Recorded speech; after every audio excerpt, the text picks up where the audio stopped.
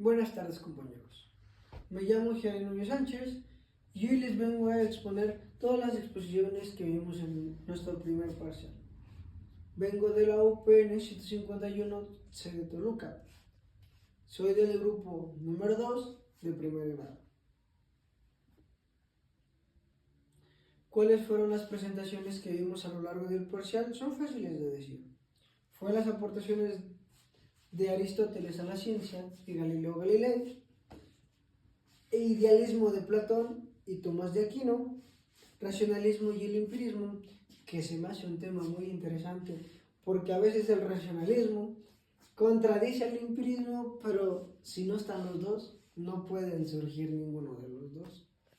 El escepticismo y el dogmatismo, Copérnico y Francis Bacon. De ellos vamos a tomar sus ideas principales, también de Thomas Hobbes y John Locke, Immanuel Kant y Benedictus Spinoza. De todos estos filósofos vamos a tomar sus ideas principales y todos sus aportes que tuvimos con ellos en la ciencia. Empezamos con el primer tema, que sería aportaciones de Aristóteles a la ciencia y también las aportaciones a la ciencia de Galileo Galilei. ¿Quién fue Aristóteles en esta época? No lo sabemos, pero tenemos cierto conocimiento. Decían que fue uno de los pensadores más influyentes de su época y tuvo unas aportaciones asombrosas para sentar la base de la ciencia durante muchos siglos, y que hasta la fecha aún seguimos utilizando sus aportaciones. ¿Cuáles fueron estas aportaciones? Las aportaciones más importantes para mí fueron tres: métodos empíricos y de observación, clasificación de las ciencias y la lógica. En el número 1, Aristóteles fue el primero en procesar el conocimiento, ciencia basado en la observación y en la naturaleza. Segundo, clasificación de la ciencia. En esa clasificación fueron tres: la ciencia teóricas que buscaban el conocimiento, como seguíamos diciendo, y la ciencia productiva, relacionada con la creación de objetos. Esto nos da cuenta que nosotros como seres humanos somos capaces de crear algo. ¿Y cuáles son esos ejemplos que podemos tomar? Sería como el arte y la técnica. Y ya por último y menos importante, sería la lógica. Fundó la lógica formal, elaborando el silogismo y un método de razonamiento deductivo. Sobre órganos, renunció a los principios básicos del razonamiento lógico, y que fue un hecho muy trascendental. Continuamos con Galileo Galilei. Para mí Galileo Galilei fue un científico muy importante en el Renacimiento y considerado el padre de la ciencia moderna por sus aportaciones que fueron fundamentales para el desarrollo de la física, la astronomía y métodos científicos. Aportaciones de Galileo Galilei. Tuvo dos aportaciones en la astronomía y aportaciones a la física. Empezamos con astronomía. Cabe recalcar que no fue el creador del telescopio, pero él, bajo su influencia, y él mejoró un diseño con el cual pudo experimentar más cosas. El principal fue ver los cráteres de la Luna, que fueron muy consistibles, y él fue el primero en descubrirlos. También con la ayuda de su nuevo telescopio, que él diseñó, pudo ver que el Sol tenía manchas solares. La aportación a la física. Él hizo la ley del movimiento y caída de cuerpos. Él decía en su ley del movimiento y caída de cuerpos que no importa la masa de los objetos, van a caer al mismo tiempo. En ese caso era que no importaba si aventábamos una pluma desde el Coliseo hacia abajo, que aventáramos 1 kilo de arroz, iban a caer al mismo tiempo. Lo que podía cambiar eso era la resistencia del aire. Y eso es lo que nos decía Galileo Galilei. Seguimos con el segundo tema. Sería idealismos de Platón y de Tomás de Aquino. Fueron unos filósofos muy importantes que vamos a recalcar cuáles son sus ideas principales de cada uno de ellos. Empezaremos con Platón. Fue un filósofo griego y discípulo de Sócrates y maestro de Aristóteles. Fundó la Academia de Atenas y él vivió del 427 a.C. y murió el 347 a.C. Ideas de Platón. La primera idea fue la teoría de forma. Existe un mundo sensible en el que percibimos por sentidos y un mundo intangible que lo podemos tocar. La segunda fue dualismo del alma y el cuerpo. Él decía que el alma es algo que no se puede tocar, es inmortal y no se puede ver. El cuerpo, por lo tanto, es lo material. Nosotros somos material y nos podemos ver, nos podemos tocar. Y tercera, defiende organizaciones sociales basadas en sus tres clases. Que él decía que para tener un gobierno estable y con buenos fundamentos tenían que ser tres cosas que se vieran. La primera era los gobernantes, que él por conveniencia decía que tenían que ser filósofos. El segundo fue guerreros para proteger un gobierno y un régimen correcto. El tercero fue productores, que eran agrícolas, y artesanos. Esto lo hacía para que los campesinos, conocidos más por agrícolas, tuvieran un sustento tanto a la población y tener un mejor desarrollo.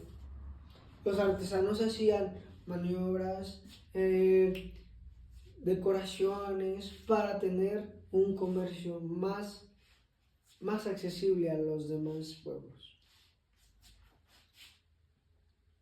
Seguimos con Tomás de Aquino. Fue un filósofo teólogo cristiano de la Edad Media. Su principal representante es la escolástica, un pensamiento buscado en unir la razón y la fe. Continuamos. Ideas de Tomás de Aquino. ¿Cuáles fueron estas? Era la armonía entre la fe y la razón. ¿Qué nos daba a entender con esto Tomás de Aquino?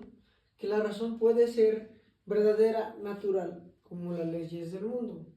La ley natural, se podría decir que Dios ha puesto en la naturaleza una ley moral con la razón humana que puede ser descubierta por nosotros. Él decía que para tener una libertad plena y libre, tenemos que ver la naturaleza, no a nosotros mismos.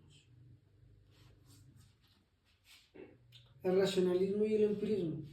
Me parece un tema muy interesante y muy curioso, porque el racionalismo y el empirismo siempre se han contradecido. Pero si no existiera el racionalismo, no podríamos tener el empirismo. Por ejemplo, les voy a poner un ejemplo muy claro. El racionalismo dice que se basa en la razón. ¿Cuál es esta? Es la creencia que a veces nosotros tenemos sin tener antes de ello una experiencia, que constantemente primero tenemos que tener la experiencia para tener la razón, y para tener la razón tenemos que tener la experiencia. Van de la mano, pero a veces se pueden contradecir. Por ejemplo, ¿cómo se pueden contradecir? La razón puede decir que yo tengo la razón en esto, pero alguien puede tener la experiencia y también puede vivir un suceso igual y puede tener un resultado muy diferente. La razón, por lo tanto, puede decir que yo puedo llegar hasta tal pueblo caminando y tiene razón, pero la experiencia también puede hablar por sí misma. Puede haber alguien que también caminó y tuvo la experiencia de saber que también caminando puede llegar a ese lugar. ¿Cuáles fueron los métodos principales? Del racionalismo fue el deductismo, razón desde el principio, y del empirismo es inductivo, observar y generalizar. El empirismo, como ya lo decíamos, es la experiencia. Primero tenemos que observar y ver qué vamos a realizar para poder tener la experiencia y generalizarla y darla a conocer hacia nuestro alrededor. Del racionalismo, ¿quiénes fueron los principales autores de él?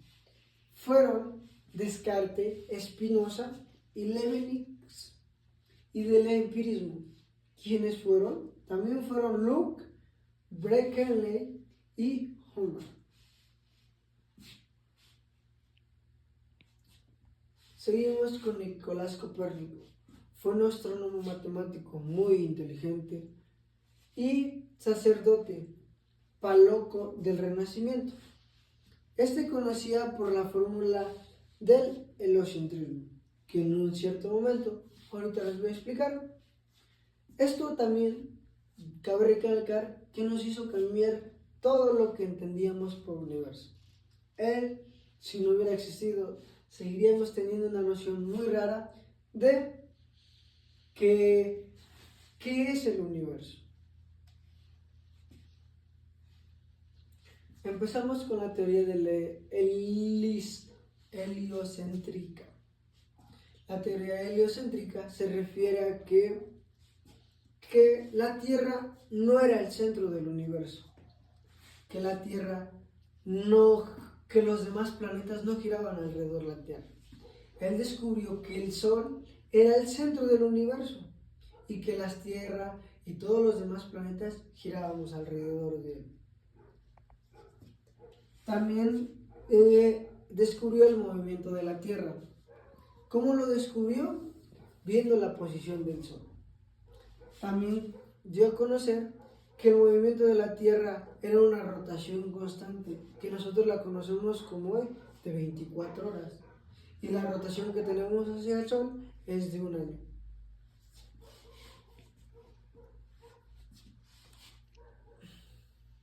Continuamos con Francisco Bacon, filósofo, político y científico inglés, considerado el padre del método científico moderno. Buscaba renovar la forma de pensar, de enseñar y de transformar en su época. Él quería que en su época pensarían diferente y que con esas teorías podríamos seguir avanzando, como hasta ahora se ha seguido haciendo al paso del tiempo. ¿Cuáles fueron sus ideas de Bacon? Es curioso conocerlas y también es muy satisfactorio verlas. La primera sería el conocimiento basado en la experiencia. Él decía que para conocer algo tenemos que tener la experiencia previa para poder interactuar con ello, que el conocimiento se debería de basar en la observación y la experimentación. En la observación podríamos tomarlo como lo teórico y en la experimentación ya realizarlo. Para observación lo tomaría más por un ejemplo muy fácil. Para realizar una suma o una resta, primero tenemos que conocer antes de ello los números. Y en la experimentación empezar con la famosa prueba y error.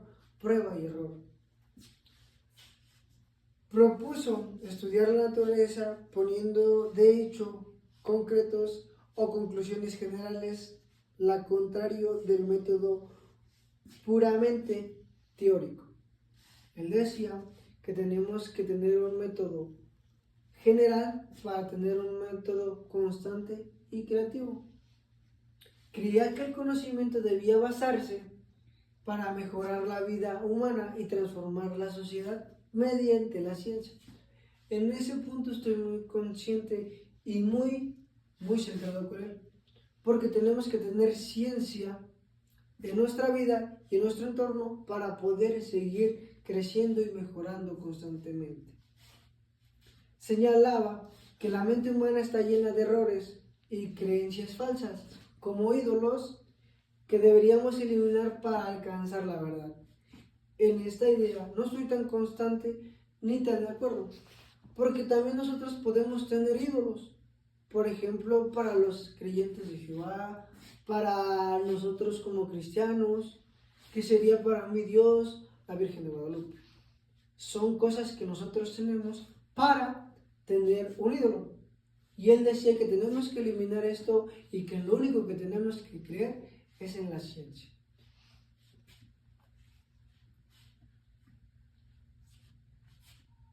Thomas Hobbes.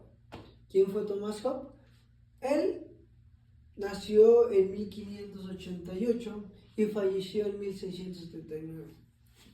Fue uno de los primeros en explicar el origen del Estado desde una versión racional. Contrato social. Para escapar de ese caso, las personas acuden a entregar su libertad en un gobierno fuerte y muy concreto.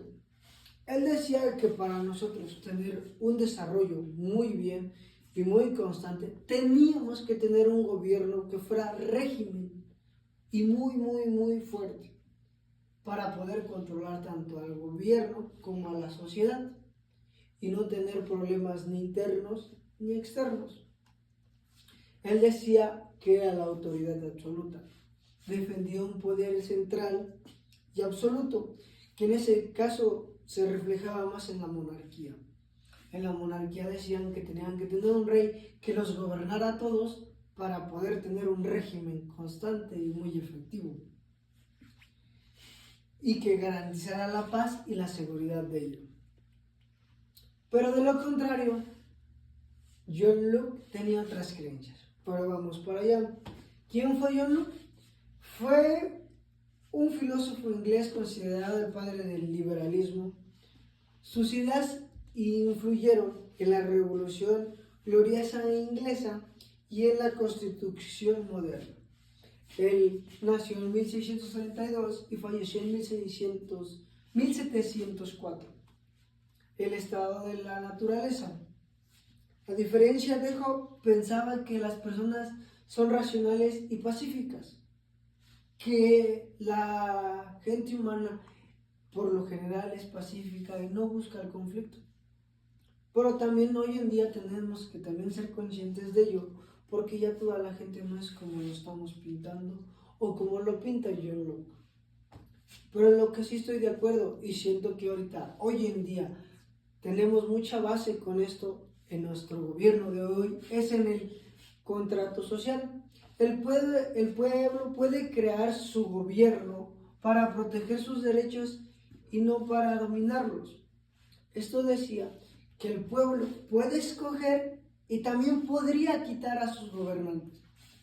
Que hoy en día todas las naciones, o casi todas, hacen esta parte, que todos pueden escoger a su gobierno para que sea libre y que pueda defender sus derechos de cada persona. Él también decía que el gobierno debe de estar separado en diferentes lugares para que no se corrompiera por personas externas. Defendía la separación de poderes y la soberanía del pueblo. Esto es como lo decía. Él decía que para separar todos estos, para que no se corrompieran entre sí y que una sola persona no tuviera el mando de todo y pudiera tener un mejor control de toda la población. Immanuel Kant. ¿Quién fue Immanuel Kant? Fue un filósofo alemán considerado uno de los más importantes de la filosofía moderna. Él buscaba unir la razón y la experiencia en una sola teoría del conocimiento. ¿Cuáles fueron sus aportaciones de Kant? El conocimiento y la experiencia. El conocimiento surgía de la combinación entre la experiencia. La experiencia se podría decir como lo percibimos o como lo hemos vivido tanto con nuestros sentidos, el tacto, de la vista y entre otros. Y la razón, nuestra mente que organiza esa información. como le decía, la razón es cómo lo pensamos, cómo lo vemos y cómo podemos analizarlo. También decía que el conocimiento con la experiencia, pero de todos modos provenían de ella. Límite de la razón. No podemos conocer las cosas en sí mismas solo como parecen ante nosotros. No lo podemos percibir cuando no lo hemos visto, sino que tenemos que tener una percepción de ella para poder analizarlo. Y ya por último comenzamos con los últimos dos filósofos importantes. Estos últimos dos fueron de mi equipo y la verdad también fueron muy interesantes. Este no fue el que me tocó, pero el que sigue sí. Benedetto Spinoza fue un filósofo neerlandés de origen judío que en sus pensamientos de la razón, la naturaleza y Dios, en una versión racional y ética del mundo. Él nació en 1632 y murió en 1637. ¿Cuáles fueron sus ideas de Spinoza? Teoría del Dios y la naturaleza. Decía que para ser una persona, sino la sustancia infinita, que se mantenía en todo lo que existía. Determinación. Todo sucede según las leyes necesarias de la naturaleza. O sea que no podemos evitar poder morir porque es algo que la naturaleza constantemente va a suceder. La ética racional. La felicidad no se puede placerar, sino vivir de acuerdo a la razón y armonía con la naturaleza. Que para ser libres tenemos que ser nosotros mismos. Y para tener una felicidad no tanto tenía que ser con Dios, sino con todo lo que está en nuestro entorno. Que lo más bonito sería como la naturaleza, que nos lleva de mucho placer y nos hace sentir muy bien.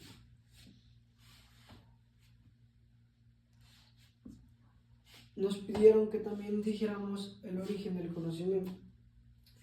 Para mí el conocimiento siento que es una parte muy importante de nuestro desarrollo, tanto humano como social, porque sin conocimiento no podemos tener creencias, no podemos tener un pensamiento crítico y no podemos separar lo empírico de lo real, de lo que sí es en realidad.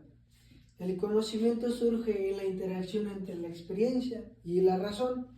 A lo largo de la historia ha sido modificada, ha sido deteriorada, pero ha sido también conformada por muchas más razones y se ha vuelto mucho mejor.